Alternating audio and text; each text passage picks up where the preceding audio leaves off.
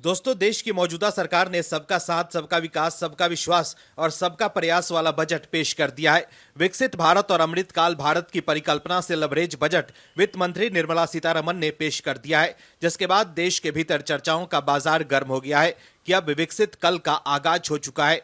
एक व्यापक बजट जिसमें रोजगार से लेकर स्वरोजगार तक का ख्याल रखा गया है, लोगों की थाली की भी चिंता की गई है, तो वहीं लोगों की आमदनी को भी बढ़ाने का पूरा ख्याल रखा गया है। वित्त मंत्री ने बजट में आम लोगों के काम आने वाली वस्तुओं को लेकर भी बड़ी राहत वाले ऐलान किए हैं। सोने, चांदी और मोबाइल की कीमतें भी कम हुए हैं।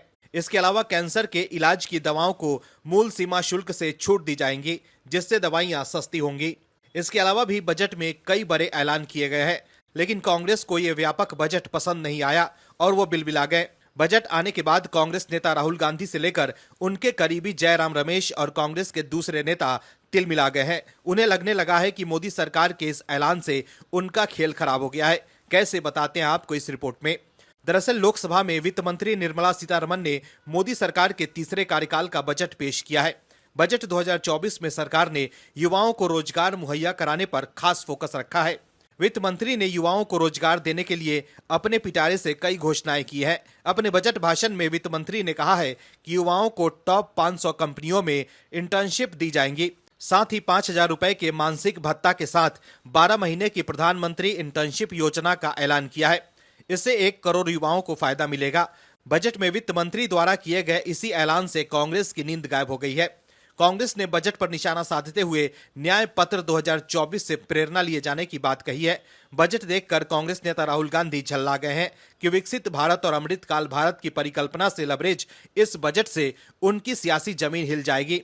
मोदी सरकार को लेकर लोकसभा चुनाव 2024 में कांग्रेस और विपक्ष के नेता जो भ्रम फैला रहे थे, अब वो नहीं कर सकेंगे। ऐसे में बजट देख राहुल गांधी ने इसे कुर्सी बचाओ बजट बताया है। राहुल गांधी ने एक्स पर पोस्ट कर इस बजट को सहयोगियों को खुश करने वाला बताया है। राहुल गांधी ने लिखा है कि बजट में अन्य राज्यों की कीमत पर उनसे यानी कि सहयोगियों से खोखले वादे किए गए हैं। यह बजट अपने मित्रों को खुश करने के लिए लाया गया है। इससे एए को लाभ होगा और आम भारतीय को कोई राहत नहीं मिलेगा। बता दें कि राहुल गांधी के पोस्ट में एए का मतलब अडानी और अंबानी से है।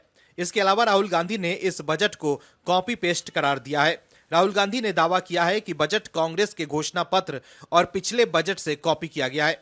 वहीं कांग्रेस नेता जयराम रमेश ने सोशल मीडिया पोस्ट में कहा है कि वित्त मंत्री ने कांग्रेस के न्याय पत्र 2024 से प्रेरणा ली है, जिसका इंटर्नशिप प्रोग्राम साफ तौर से कांग्रेस के प्रस्तावित अप्रेंटिसशिप कार्यक्रम पर आधारित है, जिसे पहली नौकरी पक्की कहा गया था। जयराम रमेश ने कहा कि उन्होंने अपनी ट्रेडमार्क शैली में इस योजना को सुर्खियां बटोरने के लिए डिजाइन किया गया है, जिसमें सभी डिप्लोमा धारकों और स्नातकों के लिए प्रोग्राम गारंटी के बजाय मनमाने लक्ष्य रखे गए हैं, जैसा कि भारतीय राष्ट्रीय कांग्रेस ने कल्पना की थी।